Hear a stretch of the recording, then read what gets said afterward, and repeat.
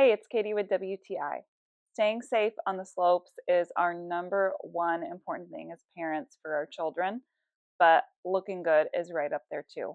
That's why we got this helmet and goggles by VANRORA for our son. We went with the matte black in a size small, and this was a perfect fit for him.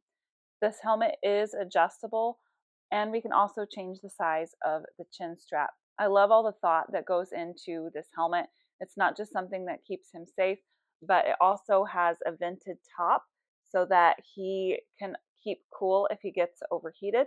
It actually has soft and thick padding for the ears that keeps him warm, and the padding inside the helmet is soft as well.